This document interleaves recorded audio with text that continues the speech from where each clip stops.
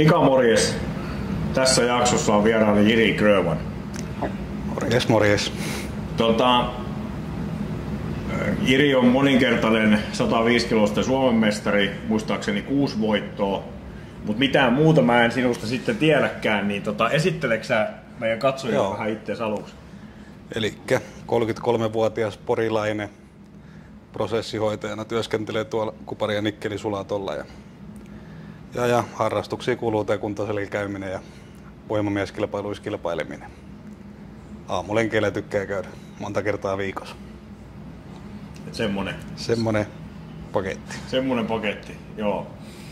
Mä ajattelin, että keskustellaan tähän alkuun nyt ensin tuosta 105-kilosten Suomen mestaruudesta on nyt vähän Suomen vahvimmasta aikaa jo kulunut muutama viikko.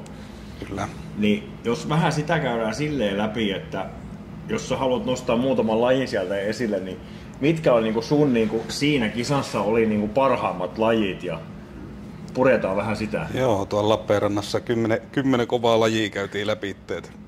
5 lajia ja 2 päivää molempina käytiin se 5 lajia läpi itse. Niin ensimmäiseltä päivältä omat parhaat lajit oli 300 akselin maastavetotoistot ja sitten tuo väkipyörä, missä 160 kilosta taakkaa vedettiin köyden kanssa ylöspäin. Joo. Ja kakkospäivältä sitten paras laji oli tuo atlaskivet. Et siinä nostettiin 140, 150, 180 kiloinen kivi ja sitten olisi viimeisenä ollut vielä 200 kiloinen, mutta se jäi itseltä nostamatta, et ei nostanut kuin kaksi isoa ajaa kisassa se. Niin, joo, okei. Mut hei, niin sanois, mikä se ensimmäinen laji, joka äsken sanoit? 300 akselin maastavetotoistoa. Onko se veto ollut aina niinku sun niinku hyvä laji? Kyllä semmoinen oma vahvuus, että vahva selkä. Et mulla tuossa maastavedossa oma ennätys 320 kiloa. Joo. Vuodelta 2014. Siinä mielessä tuo 300 akselin maastaveto kumminkin paksummalta tangolla vedettiin. Niin joo, niin. Molemmin korkeudelta, niin voisi sanoa, että oma paras veto ikäinen. Jaha, joo. Ja sitten oli se köydellä veto se... Joo, väkipyörä. Onko se, onko se sitä paljon harjoitellut, että siitä on tullut hyvä laji vai onko sulla siihen luontaisesti niinku kropan mitat oikeet tai... Se on vähän semmoinen laji mikä on tommonen spesiaali, että ei ole missään muualla kuin Suomen vahvimieskisoissa olemassa, että sinne tehty tommonen laite erikseen sponsorin toimesta. Ja en tiedä, ei oikein treenaamaan pääse, että samanlaista ei ole missään. Mutta, joo, niin just. Et vaikka ollutkin vähän inhokkilaji, niin kai sitä on niin monta kertaa tullut vuosien varrella tehtyä. Siinä jotenkin on tullut hyväksi, että nyt se oli haastava kaikille, että oli vesisade ja märät köydet ja saiko yksi kilpailija Pynnösen Jesse vedettyä sen kokonaan ylös 6 metrin matkan, niin sai itse sitten väkisin vedettyä se 2 metriä 78 senttiä, mikä oli koko kilpailun 4. sija. Joo, kyllä. Joo, mä itse asiassa näin sen Pynnösen vedon ja se meni aika reippaasti sinne ylös se. Joo. Et en tiedä, pääsikö hän sitten johonkin sopivaan väliin tekemään se omaa suoritukset. No se Jessellä mikä on vahvuus, niin on ne hyvät näppivoimat siinä, niin ei paljon märät köydet haitannut. Niin, ei haitannut siinä. Mitäs sitten sieltä toiselta päivältä oli kivet ja mikäs toinen oli? Kivet oli toiselta päivältä niin oma paras laji. Joo. Ja atlaskivissä sitten, olisiko johonkin 18 sekuntia lastasi 140, 150 ja 180 kiloa kiveä. Jaha. Siinä oli hyvä suoritus, että oli mitä Allosen Severi ja Törnön Mika nosti 200 kiloa se kiveen, mutta sitten noista 3 kivelastajista mä olin sitten koko porukan nopein. Jaha, joo. Et kolmossia kokonaisuudessaan siitä ja 105 lajivoitto. Joo. Se on kyllä hieno tulos, joo.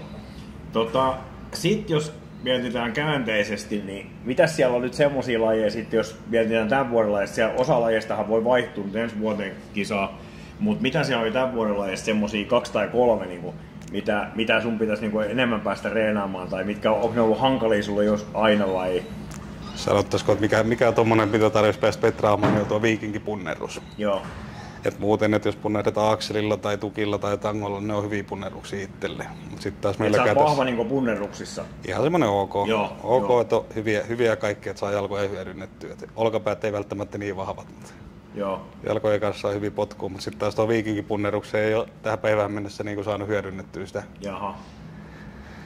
Sitä omaa voimaa, mutta se johtuu ainoastaan siitä, että ei ole päässyt treenaamaankaan. Niin, lähinnä kisoissa vaan tekee, että siitä tuli tuolla kisoissa nollaus. Mutta oli siinä raju painukin, että 145 kiloa. Joo. Kiloa käsille, mutta se nollattiin, että sitä tarvitsisi kyllä petrata, että rakentaa tänne omalle salille samanmoinen vehje, että pääsi treenaamaan. Niin just, se olisi joo. enemmänkin siitä. Joo. Ja sitten sanottaisiko, että ei noista muista lajeista ei sit semmoista oikein niinku, sanottaisiko, että ei niinku huonoja lajeja ollut itselle, mutta se, että omat suoritukset kaikissa muissa oli semmoisia vähän niinku keskinkertaisia, että ei ollut omaa sitä ihan parasta. Niin se jotenkin sanoitkin, että sä et saanut ihan kaikista niinku irti niinku tänä vuonna. Johtuiko se sit siitä, että sulla oli toiseen päivään mennessä piste-ero, sä johdit aika selkeästi, niin veikö se sit vähän sitä terää pois? Tai... Kyllä se varmaan vähän siitä, että oli itse asennoitunut oikein toiseen päivään, että mitä lajit ei välttämättä ollut itselle semmoisia hyviä ekana päivänä. Että laskeskeli se, että okei, että jos 3 parhaan joukossa mennään toiselle päivälle, niin sieltä on hyvä vähän takaa semmoista lähteä sitten, mutta sitten lähdettiinkin siitä tilanteesta, että olit siellä kärjessä. Ja joo.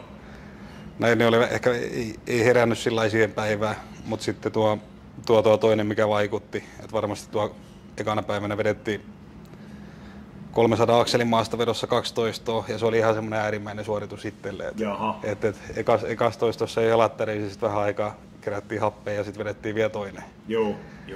Voisi sanoa, että siinä oli siitä palautuminen toiselle päivälle kanssa semmoinen vähän haasteellinen juttu. Se ei varmasti sitä isointa terää siitä toisen päivän lajeista, kun siinä oli kovin kävelylajeja. Joo. Lajeja monta. Joo, kyllä. No mitäs yleisesti muuta niistä kisoista, niin oliko kisat hyvin järjestetty? Kisat oli ihan älyttömän hyvin järjestetty. Vaikka oli tuommoista vesisadekeliä Lappeenrannassa, niin yleisö oli enemmän kuin mä muistaisin, että missä ei kisassa ollut ikinä. No niin mäkin ymmärsin tosta, kun mä oon noita muutamia YouTube-videoita kattonut, oli vissiin yleisö olisi halunnut enemmänkin paikalle, mutta katsomot oli täynnä. Joo, se oli, että katsomoalueet, kyllä yleisö olisi mahtunut, mutta se, että ei niin enää nähnyt kilpailua. Niin, ei sitä ollut, just. Ei ollut sillä, että oli kyllä tosi suosittu tapahtuma. Joo. Et sillä siinä mielessä ja kuinka paljon yleisö kannusti sieltä, niin oli tosi hieno kilpailu. Joo. Se on hieno homma, että laji on noussut tuolla esille ja saanut näkyvyyttä. Sitten kun piti sitä kysyä, että mistä sä joskus sait kipinän niin lähteä tähän vahvilajeihin niin kilpailemaan? Tässä millainen tämä oma tausta menee, että onko mahdollista ammattikouluiässä tai alun perin tuo yläasteiässä löytänyt tuolla Porin Lyseossa käynyt yläastetta, niin kaveriporukalla siellä löydettiin, että oli koululla oma kuntosali, niin löydettiin sinne vähän harjoittelemaan ja käytiin vähän lenkkeilemässä ja sitten käytiin vetää salitreenit siinä, jonkunnäköinen valmiilla ohjelma, mikä löytyi seinästä ja näin poispäin. Siitä lähti niin tämä kipinä tuohon kuntosaliharjoitteluun ja sitten siitä ammattikouluun, niin sitten samaa kaveriporukkaa siinä, niin sitten ensimmäiset kuntosalikortit ostettiin. Siihen aikaan olisiko ollut kuntotorni nimisellä kuntosalille, mikä oli kotimatkalla, niin käytiin siellä koulun jälkeen treenailemassa ja siinä ihan hyvin kehitystä alkoi siinä iässä tulee, että mitä on ollut sitten 16-17-vuotias. Joo. Ja sitten jossain kohtaa itsellä, kun tommosia, että tuliko siinä sitten alettua kokeilemaan hiukan jotain maastavetoja ilman mitään tekniikkaa ja muuta. Ja sitten ajattelin, että mitä kyykkäille ei viittisi alkaa itse harjoittelemaan, niin siihen aikaa tuo kummisetä kävi Porin kuntokeskuksella treenaamassa. Ja tuli sitten kysyttiin kummisedältä, että haluaisitko sä joku kerta opettaa mua, että olisi hienoa, että oppii kyykkäämään. Mä haluaisin sillä, että joku oikein näyttää, että oppisi sen homman. Ja ruvettiin siinä sitten käymään kerran viikossa kummisedän kanssa treenailemassa ja katsottiin kyykkytekniikkaa. Ja joka viikko saatiin kiloja ja lisää ja jossain kohtaa tuli hiukan polvisteita mukaan. Ja sitten tämmöinen paikallinen voimailulegenda sanottaisiko, että tuossa 2000-luvun taitteessa niin on kilpailu Upa-Matti 2 kertaa ollut Suomen vahvin podiumillakin. Jaha, niin siinä samaan aikaan kävi meidän kanssa treenailemassa ja sanoi, että siinä seuraili kehitystä. Sanoi alkuun sitä, että kannattaisi lähteä noihin voimanostokisoihin hiukan kokeilemaan ja siitä sitten innostui ja sanoi samalla, että onko sä miettinyt ikinä, että voimamieslajeja, että sulla on tuo kroppa tommonen, että voisi soveltua, että on ulottuvat pitkät kädet ja tollain, että kannattaisi lähteä, mutta alkuun siinä tietysti siinä voimanoston kautta lähdettiin siitä, mutta siitä Upa Matti sanoi, että onko sä miettinyt tätä hommaa, niin siitä se ajatus lähti hautumaan. Jaha, joo. Hautumaan ja voimanostus. Kokenut kaveri niin näki, että Kyllä. se on potentiaalia. Kyllä. Joo. Et siitä sitten noita voimanostokisoja junnuissa tuli jokunen vuosi käyty ja sieltä sitten oliko alle 2/3 93 kilosta Suomen mestaruus tuli voitettua. Ja sitten sama ikäluokka, sama painoluokan, niin Pohjoismaiden mestaruus pronssiin varustevoimailussa, mutta sitten alkoi enemmän siitä kiinnostus siirtymään sitten tähän, että millaista tuo raakavoimailut ja nää ja lähdin 2011 vuonna armeijaan. Sitten 2010 vuonna yksi kaveri täältä Porista, tuo Freeveltin Topi. Nykyään voimanostoa harrastaja on aika kovakin siinä ja kova penkkaamaan. Mutta siihen aikaan noita voimamieslajeissa oli kisannut monta vuotta ja 2010 vuonna voitti pronssiin 105. Sen jälkeen loukkasi sitten siuva kisoissa, niin siihen aikaan aika verrattiin. Niin vaan Topille ehdotin siinä armeijan aikaa, että millaista kun armeijasta on pois pääsemässä. Että olisi kiinnostusta lähteä kokeilemaan noita voimamieslajeja, että haluaisitko sä vähän niin kuin, nyt kun et itse pääse kilpailemaan, on kova juttu sulle, niin haluaisitko vähän lähteä opastamaan. Että mä haluaisin nähdä, että olisiko itsestä johonkin siinä. Mikä vuosi se oli? 2012 vuoden alusta sitten lähdettiin Topin kanssa treenailemaan ja katsomaan hiukan noita treenejä. Joo. Ja 2014 vuonna sitten ensimmäisen kerran oli mukana Suomen vahvimieskisoissa ja ensimmäisellä kerralla kun osallistuin, niin saman tien tuli voittoa. Joo. Se on aika poikkeuksellista, että kyllä. Ei niitä yleensä voiteta sitten samalla vuonna. Ei, mutta siinä oli hyvä parin vuoden aika treenailla, mutta kisaa lähdettiin tietysti sillä tavalla, että siellä on tosi kovia äijää, ketä on pärjännyt ja menestynyt niin viivalla samaan aikaan. Niin joo. Siihen aikaan oli sillä, että oli Suomen vahvin kisoissa, oli eka päivä karsintapäivä, sieltä pääsi 6 parasta 105 ja 6 parasta avoimen miestä jatkoa seuraavalla päivällä, niin se oli se ensimmäinen tavoite sinä vuonna. Joo. Mutta sinä vuonna Paavo Paason kanssa oltiin siinä ekana päivänä aika lailla tasasta suorittamista tehtiin ja oltiin siinä 1 ja 2. Paavo johti kisaa toiselle päivälle ja mä olin 2. Ja sama kissa-hiirileikki jatkui siinä 2. päivällä, että keltainen paita vaihteli. Jaha. Atlaskin viikolla lähdettiin vähän vastaavasti kuin tänä vuonna, niin Paavo johti kisaa, olisiko ollut puolella tai 1,5 pisteellä. Joo. Ja oli siitä kiinni, että kumpi lastaa Atlaskin vet nopeampaa. Joo. Ja mä lastasin ja ensimmäisen mestaruudesta sai Jaha. sinä vuonna heti. Joo. Meni yli odotusten sitten se kisa. Joo, kyllä. Joo, eli siitä on sellainen 10 vuotta sitten. Kyllä, 10 pitkä vuotta. aika. Joo. Ja nyt sitten sen 10 vuoden aikana on 6 mestaruutta tullut. Kyllä. Joo. Et ensimmäinen oli silloin 2014. Sitten 2015 vuonna oli hallitsevana mestarina kilpailemassa ja silloin jotenkin oli se ehkä, että paineet oli aika kovat siihen, että pitää menestyä. Ja kumminkin oli paikkaa samaan aikaan, oli tuonne MM-kisoihin jo valmiina. Ja näin, niin sinä vuonna meni jotenkin karsintapäivä meni ihan harakoille ja pääsinkö just 6 parhaan joukkoon. Ja 6. tuli 2015 vuoden kisoissa. Et se meni sitten, mutta samana vuonna sitten MMissä, mikä oli pääkisana, niin siellä oli 105 4. Jaha. Ja sitten 2016 taas mukana ja sitten ei ollut näitä mestarin paineita harteilla, niin silloin tuli sitten toinen mestaruus. Sitten 2018 vuonna, niin silloin sitten taas tuli 1 välivuosi kilpailuista, mutta 2018 tuli taas mukaan. Silloin sitten olin 3. Sitten 2019 vuonna voiti, 2020 vuonna voiti, 2021 vuonna voiti ja 2021 vuonna sitten kans tuo kilpaili alle 90 kilosta MM-kilpailuissa oli siellä 2. Jaha. Ja nyt sitten tämä viimeisin 6. mestaruus tuli tänä vuonna. Joo, kyllä. Hieno ura kyllä. Sitten piti sitä kysyä, että nyt kun tämä kilpakausi on niin kuin oli noin Suomen vahvimmat, niin paljon siinä muita niin kuin kisoja vuoden aikana tulee? Kuinka monet kisat sä ehdit niin kuin kieltää tai siinä ei ole varmaan semmoista tavoitetta, että pitää mahdollisimman montaa, mutta monet kisat sä vuoden aikana kieltät? No nyt tuli tää vuosi mennään, niin viime vuonna tuli karsinnat mukaan Suomen vahvimieskisoihin. Joo. Enää ei ole sillä, että voit vaan ilmoittautua kisoihin, että sun tarvii käydä karsimassa ja lunastaa oma paikkasi. Kyllä, että siitä tulee ensimmäinen. Ensimmäinen, että tänä vuonna kun en ollut hallitseva mestari, niin Huittisissa toukokuussa karsimassa karsintakisa, että se oli ensimmäinen kisa tänä vuonna, voiti sen. Sitten halusi karsia myös tonne avoimeen sarjaan, kun järjestettiin Porissa kotikisat, niin se oli vähän niin kuin semmoinen, että kotikisoissa tarvii aina kilpailla, jos on vaan mahdollista. Niin täällä sitten oli 3. avoimen sarja karsinnassa. Ja siitä sitten sen jälkeen treenailtiinkin loppuaika tähän Suomen vahvimpaa. Et 3. kisa tänä vuonna ja nyt sitten tästä haastattelusta niin tällä viikolla nyt kilpaillaan tuolla joukkuekisassa Kokkolassa. Potsissa, että sinne lähentö on sillä, että yksi naisten edustaja joukkueessa niin on tuo Valon Mirka, kun oli Suomen vahvin naiskisoissa 4. Raumalta. Avoimen mies Nurmen Niko, kun oli Suomen vahvin mieskisoissa 5.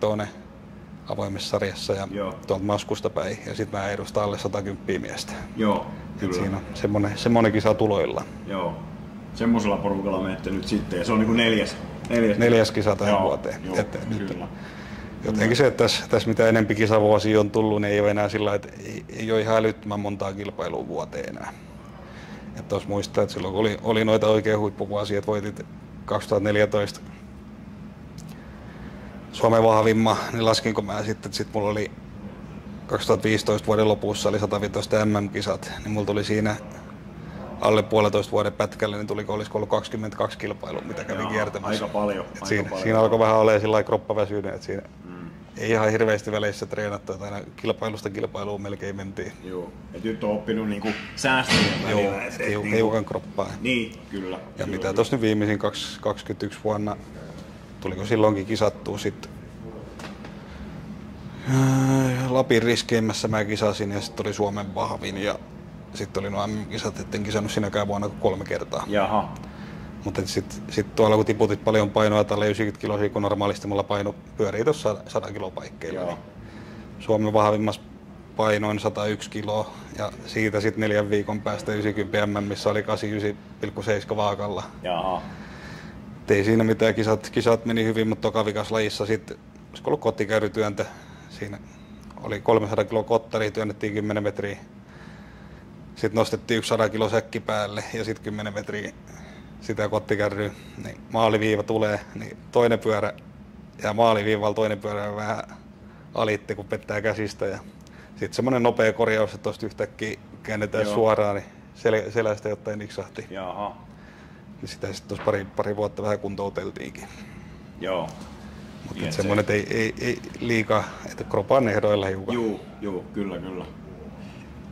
Sitten meidän siihen tuosta treenaamisesta vähän kysyä, niin mites niin tehdäänkö tässä lajista niin perusvoimakausi joka vuosi niin kuin voimailusporukka tuppaa tekemään perusvoimakautta, niin miten tässä lajissa, niin pidetäänkö sitä kuntoa jotenkin tasaisesti yllä vai teekö sä tässä jonkun semmoisen pohjan? Se kans vähän sillä lailla menee, että pääsääntöisesti täällä Suomessa, jos kilpailet Suomessa, niin meillä on kisakausi ajoittu aika lailla kesälle. Ellet sit kilpailet tuolla jossain MM-kisoissa tai muissa, niin niitä tuohon talvissa aikaa. Jenkeissä on mikäs tää on tää Official Strongman, niin MM-kisat esimerkiksi pidetään aina siinä marras-joulukuun taitteessa. Et sit kausi venyy sinne, mutta jos kilpailet vaan tälleen, että nytkin tuo Potsi on kilpailtu viikonloppuna, niin kyllä mä hiukan enemmän semmoista peruskuntatreeniä vedetään sit tuo vuodenvaihteeseen asti ainakin. Ja sen jälkeen sitten aletaan taas seuraavaan kauteen valmistautua, että otetaan lajeja enempi mukaan. Kyllä. Mitäs tuosta perusvoimakaudesta, niin siihen kuuluu ilmeisesti kyykkyä, vetoa ja erilaisia punneruksia. Niin vai mitä sä teet siinä? Joo, ainakin itsellä sellainen, että pääsääntö menee tuolla, että on vähän semmoista voimapodailua, että on just tuolla, että on jalkapäivää, että siinä sitten kyykkeillä lyhkäistä toistoa, aika joko etu- tai takakyykkyä, mutta sitten kaikki apuliikkeet otetaan jaloille vähän podailutyyppisesti pidempää sarjaa. Sitten on ihan, mä oon pitänyt itse mukana, että mulla on rintahauispäivä. Ja se on vähän semmoinen vitsikin aina, että televisio kuvataan näitä kilpailuita paljon, niin vähän pidetään rintahauispäivä mukana, että jos ei pärjätä, niin näytetään ainakin hyvältä telkkarissa. Niin, sitä just. Se on hyvä, vaikka ei tommoinen niinku muuten. No, tulee siinä yläkroppaan saa sitä massaa pidettyä, kun mitä vaatii punneruksia. Se on ihan totta, Ja sitten on ihan tuo selkäpäivät maastavedossa sitten aika lailla tuommoista lyhkäistä sarjaa, että enemmän sitä voimaa aina, että saattaa peruskuntokaudella vähän pidentyä samalla lailla kuin kyykyissä ja muissa. Ja sitten muuten nuo kaikki yläselän liikkeet ja apuliikkeet, niin sitten pidempää toistoa. Joo. Ja sitten 4. treeninä mulla on mukana, että sitten on punneruspäivä, että punneretaan joko tankoa, tukkia, akselia tai jotakin ylöspäin. Joo.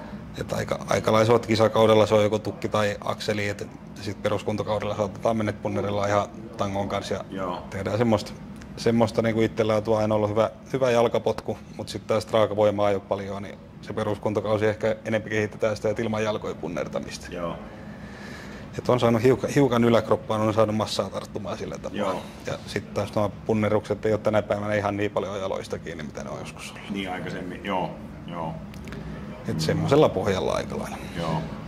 No sit ihmisiä aina kiinnostaa kaikki tämmöiset ennätykset, niin tässä on mä oon merkannut tähän jalkakyyky ja maastavero ja sitten on penkki ja pystypunnennuksen, niin millaisia rautoja sä oot liikutellut esimerkiksi tuossa jalkakyykyssä?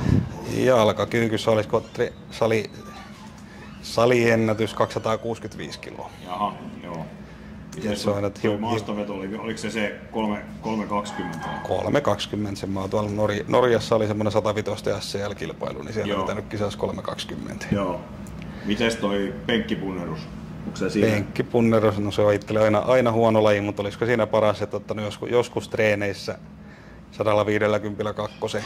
Mutta nyt jos jossain kohtaa hiukan loukkaisi tätä omaa olkapäätä, että siitä on hauksi pitkä pääjänne pois uralta pompsahti, niin vähän tuonut haasteita, että nuo penkkitreenit ei ole ihan niin mieluisia ollut. Ja eikä ne tässä lajissa vissi oikein eikä tärkeitä, mutta ei ole ihan niin paljon punnereltu nyt hetkeä aikaa. Mutta. Joo. Mites toi pystypunnerus, niin tietysti se haittaa sitäkin hiukan, mutta mitä sä oot joskus siinä punnertanut? No siihen tommonen on ollut vähän painavempi, että painoit jos jossain kohtaa silloin kun kilpaili enempi ulkomailla, niin oli siellä yli 110 kilo oma paino, niin siellä just Norjan MM-kisoissa 2015, niin silloin akselista ottanut silloisen Suomen ennätyksen 170 kiloa. Jaha. Akselipunneruksen, mutta nykyisin tuo Pirttiön Roberttisen on tainnut rikkoa, että olisiko nykyään sitten joku, onko se jossain 180 kilo paikkeilla se ennätys. Joo. Sitten mun piti kysyä tuosta vähän, sivuttiinkin jo, miten paljon sä tässä niinku vuoden aikana, niinku muun kuin kilpakauden aikana, niin pääsit treenaamaan ja reenaat noita lajeja? No itselläsi vähän tuossa tuo oma arki, ettei just jatkuvaa 3 vuorotyötä, eli mulla on työrytmiset 2 aamua, 2 iltaa, 2 yötä. Joo. Välissä tulee tehty ylitöitä, välissä tulee tehty vuoronvaihtoja, että saa vapaita jonkin väliin. Niin, vähän sen mukaan, että ei ole mitään semmoista viikoittaista treenisykliä, että näin monta treeniä mä vetän sen viikossa, vaan se menee ehkä enemmän siihen, että jostain 2-5 treeniä vedetään, että sillä lailla enempi painottuu siihen vapaalle treenaaminen, että palautuukin niistä, että saati sitten, että oot tehnyt kovan treenin ja sitten menet valvomaan yövuoroa töihin, niin palautuminen on vähän eri luokkaa. Joo, ja sitten tietysti vastaavaa. Itsellä 11 vuotta täyttävä tytär, niin hänellä on omia harrastuksia ja muita, niin siihen soviteltuna, mutta 2-5 kertaa viikossa treenaillaan. Joo, kyllä. Joo. Miten sitten, jos puhutaan tästä salireenistä, niin miten tarkka sä siinä noista tekniikoista oot? Teekö sä tekniikat tosi tarkkaa vai onko tässä lajissa, niin kun miettii tätä lajia, niin lajin vuoksi tarvetta olla hirveän tarkka se tekniikan kanssa? Kyllä mä sanoisin, että itsellä tuossa, että mitä nyt selkäätely silloin 21 vuonna, mutta jossain kohtaa oli tuo SC, mikä vaivaili aika usein ja oli selkä semmoinen, että ei ollut missään parastikissä. Niin tuli just lajiinkin sillä, että kauhean rauhallisesti opeteltuu kaikkea teknisesti joka liike. Ja muuta ja muutenkin, kyllä se vähän kävelee käsi kädessä kaikissa muissakin salihommassa, niin kyllä nuo tekniikat aika hyviä, että ei hirveästi ryskitä, että siinä ei oikein saa kuin itse hajalle sitä. Mutta ainakin itse opetellut, että on kovin tuommoista teknistä ja pahemmin on itse tullut loukattuukaan. Kyllä. Joo, tossa sit mun piti kysyäkin, että paljonko sun menee aikaa reeneihin tuossa viikossa, mutta vastasitkin, että 2-5 reeniä viikossa ja vaihtelee vähän niinku työvuorojen mukaan. Kyllä. Joo, kyllä. Vähän menee. Joo. Kuka sua, valmentaako sua joku vai valmentaako sä ittees vai millainen systeemi? Silloin alkuuralla just silloin 2012 eteenpäin, niin Freebeltin Topi just opetti lajin saloihin ja silloin veti, mutta muuten itse aika lailla järkeily omia treenejä ja kuunnellut kroppaa, että sen mukaan vähän treenejä, että miltä kroppa tuntuu. Mikä on omasta mielestä aika tärkeää, ettei liian väsyneenä mennä tekemään väkisin jotain treeniä. Mutta sitten välissä tuo Harjuniemen Vertti on hyviä kavereita ja on tää vahva coaching, että tekee noita treeniohjelmia. Et siellä on tuo vahvalla tuo Legioona, niin Vertti on välissä laittanut mut siihen mukaan ja tehnyt sitäkin just peruskuntakausi, niin voimajakso yleensä mennyt siihen aikaan. Niin tehnyt sitäkin, että silloin on noudatettu sitä treeniohjelmaa, mikä on. Ja ollut ihan toimiva tää. Tykännyt niistä, että välissä ei tarvitse miettiä, mitä tekee. Niin, kyllä. Mites niin onko sä koittanut tai tarvinnut mentaalivalmennusta tässä lajissa? No sanottaisiko, että tuossa voimanoston puolella silloin kun junnuna kilpailin, meillä oli silloin joskus Riihimäellä voimanosto nuorten leiri, niin siellä olisiko tämmönen, mikäs täällä, oliko tää niinku jollain tapaa kumminkin näitä mentaalipuolen hommia, että ollut painonnostamaan joukkojen kanssa Suomeen. Joskus pyörinyt siinä mukana, niin piti meille siellä luenno ja siinä teki semmoisen mielikuvaharjoitushomman. Homman ja se tuntui silloin kovinkin toimivalta, niin sitä itse hyödyntänyt sitten aina kun kilpailee, niin, että on pysynyt mukana, että käydään nuo lajit vähän niin kuin päässä ennen kuin niitä on tehtykään, niin on käynyt omassa mielessä läpi itse. Kuulostaa hyvältä ja järkevältä. Onko sun joku, kenen kanssa sparrailet kisoista? Ei, vai... Tarkoitan joku reenikaveri tai joku, tuleeko teidän niin Vertin kanssa käytte läpi vai? Ja niin, kyllä Vertin kanssa mä käyn välissä tuolla Mantaalla treenailemassa, että se on ihan hyvä. Mutta sitten täällä Porissa meillä on paljon lajiharrastajia ollut, että täällä löytyy kyllä tällä hetkellä kilpailee. Tuo Janhusen Teemu esimerkiksi oli mukavana Suomen vahvimmassa.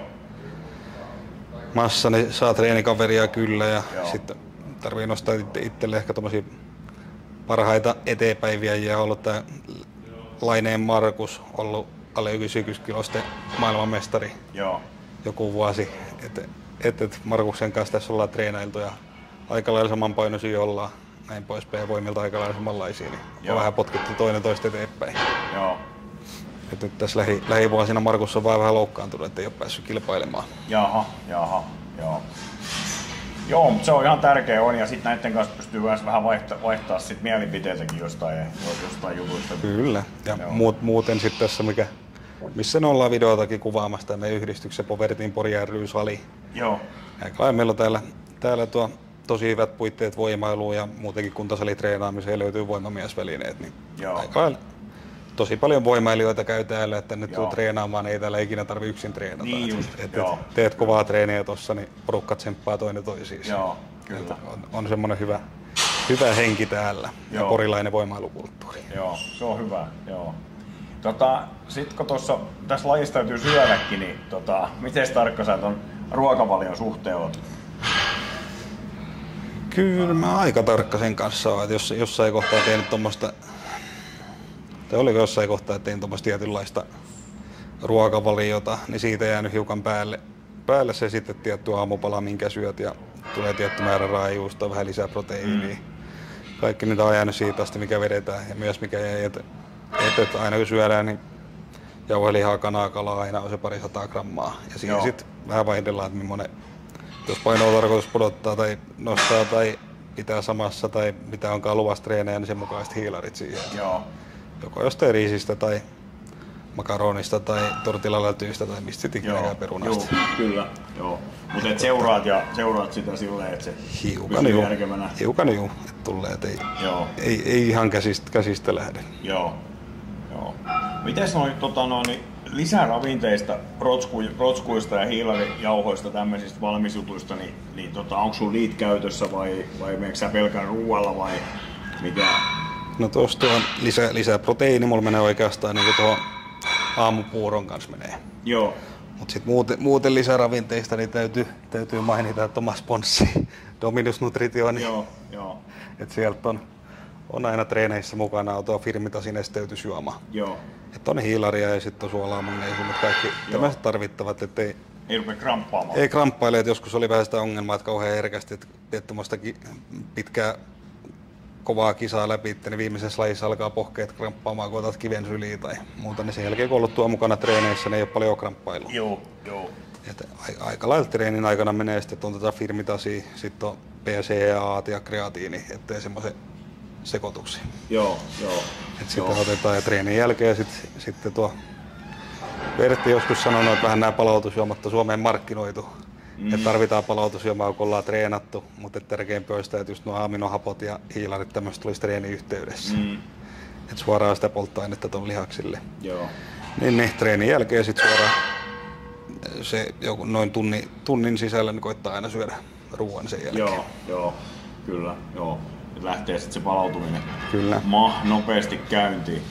Joo, ja toi juoma, mitä äsken mainitsit tuossa, nesteytysjuoma, niin on tosi tärkeä varmaan nimenomaan tässä lajissa, ettei kramppaa, ei tule loukkaantumisia, kun siellä on nestettä riittävästi siellä kropassa. Ja ettei pääse liian kuivaksi paikat, niin se on huono tässä lajissa. On, ja sitten jos tuolla just, että mitä itsekin pudotteli painoa 90 kiloa, niin kyllä aika tommoinen kovan nestepudotuksen tehnyt siinä viimeiset 5 kiloa, niin siinä sitten palaudutaan siihen kisaan, niin on ollut aika tärkeässä roolissa. Joo, ihan varmaan. Voi suositella, että oli laji mikä vaan, että jos kärsit hirveästi krampeista, niin kannattaa kokeilla. Joo, kyllä, ilman muuta.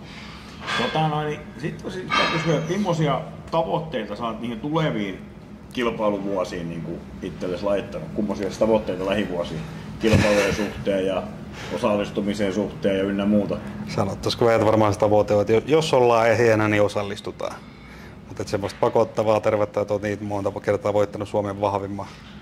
Esimerkiksi niin ei enää ole, että ei väkisin, että jos joku paikka on kipeä ja kolottaa, niin ei semmoista pakottavaa tervettä ei ole lähteä. Joo. Ettei saa ainakaan hajottamaan väkisin. Joo, kyllä. Mutta nyt on kroppa suht kohti hyvässä kunnossa ja pysyttiin ehjänä tämä vuosi ja 10 kovaa lajikisaa vedettiin tuossa viimeisenä.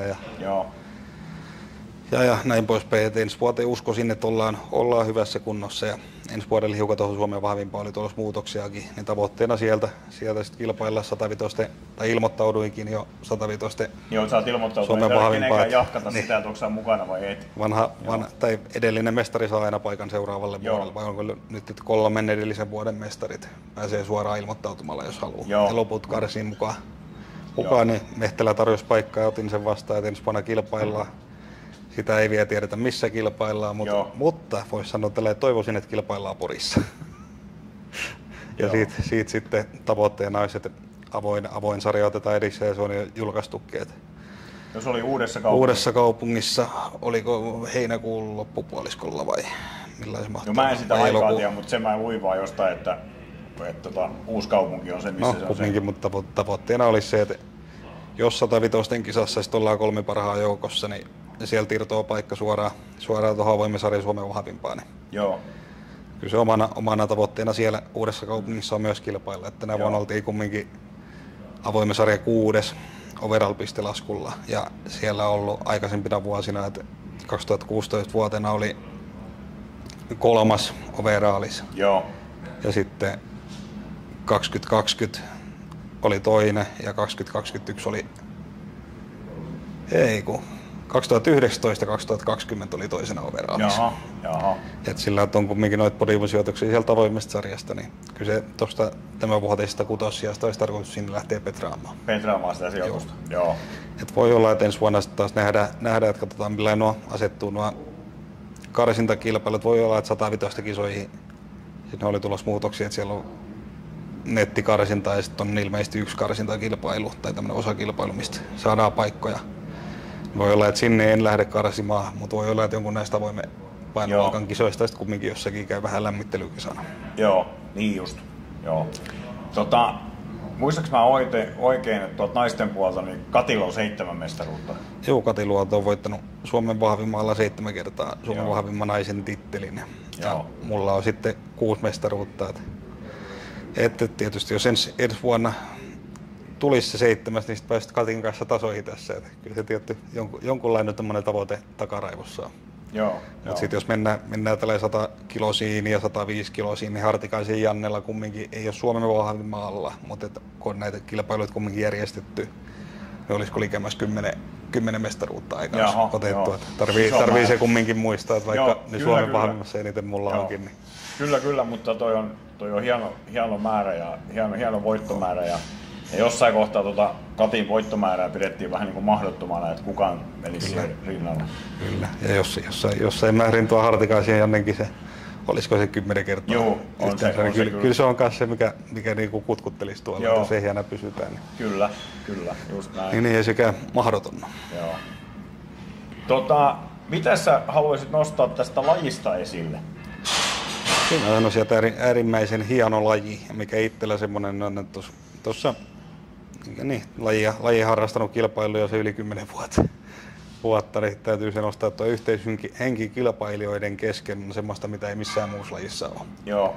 Että on se, että parhaat tämmöiset aikuisia kaverit on tullutkin lajin kautta eri puolilta Suomea, että pidetään yhteyttä ja näin poispäin. Ja kilpailuissa kun ollaan, niin tsempataan toisiin. Vaikka onkin tämmöinen, että kilpaillaan keskenään, niin tietynlainen semmoinen vastakkainasettelu tulee, mutta loppupeleissä ollaan kavereita kaikki keskenään, kisat ohitte. Joo, kyllä. Näin poispäin. Niin se on kyllä semmoinen, mikä on ihan ylitse muiden ja muuteskin lajista, että on kyllä tämmöinen, niinku, kyllä se, jos lähdet kokeilemaan, niin kyllä se vie mukana. Suosittelen kaikki, että jos hiukka aikaa ollut mielessä, että tekisi mieli lähteä kilpailemaan tai tekisi mieli lähteä koettamaan, niin kannattaa lähteä. Joo. Että onko mäkin silloin esimerkiksi ollut just 2014 vuonna, niin kuinka vanha onko mä ollut 23-vuotias, kun ensimmäisen kerran Suomen vahvimmat titteli voittanut, niin kyllä nuoretkin voi pärjätä ja nuorena kannattaa lähteäkin mukaan kanssa. Et ehdottomasti.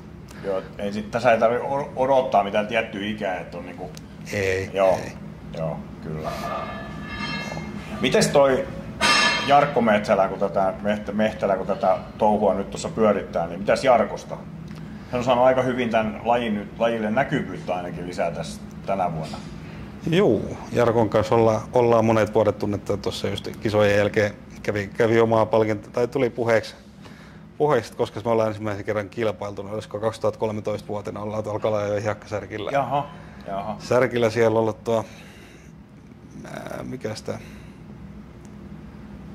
kilpailun nimeä en muista, mutta kumminkin siellä hiekalla ollaan kilpailtu, nosteltu säkkejä ja tukkipunnerrettu ja kannettu farmareita, että jalka uppoo se muutama 10 senttiä hiekkaa kun kävelet. Niin siellä ollaan ensimmäisen kerran nähty 2013, niin ollaan monta vuotta tunnettu. Mutta Jarkosta, niin tuossa kun Suomen vahvimman vetovastuun otti, niin on kyllä tosi paljon saanut näkyvyyttä lajille tuotu lisää. Että semmoinen, kyllä tosi paljon hienoja juttuja. Jotenkin sellainen positiivinen pöhinä nyt ympärillä. Että tuosta just näkyvyys, että on nämä tullut karsintakilpailut, jokainen karsintakilpailu on näytetty live-striiminä. On tullut YouTubeen Pynnösen Behind the Scenes-videoita ja on oikein niin kuin hyvää materiaalia.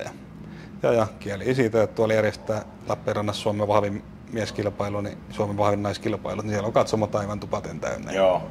Ja sitten kilpailut ohitte, niin puhelin on täynnä onnitteluviestejä, että niin nopeasti kulkee tietokilpailusta. Että on live-tulos seurannat ja kaikki tämmöistä, että ihmiset löytää. Ja mahtoiko tuolla vielä sitten, että Strength Results, minkä kautta Suomen vahvin tulosseuranta on pidetty, niin sieltä kilpailun aikana oliko se sillä, että serverit vai mitkä, että lopputila vähän kesken vai tällä ei petti, että jossain kohtaa ei toiminut tulospalvelu, että siellä oli niin paljon vierailuita, että oliko koko Suomen vahvin mieskilpailun tuloksia katsottu viikonlopun aikana 43 000 kertaa. Joo, se löi jonkun ulkomailla olevan kilpailun tulosten katselun ohi. Oliko tämä Magnusson klassikki, joku, niin, mikä pidetään, niin siellä oli reilu 20 000 näyttökertaa tuloksilla. Kyllä. Tuossa niin tuplattiin, että ei ollut varautunut tulospalveluttajat niin näin. Näin paljon seurata ja miettiä, että kumminkin Suomen vahvin mieskilpailu. Kyllä. Tuommoisia kilpailuja verrattuna, että mitä kansainvälisesti seurataan. Kyllä.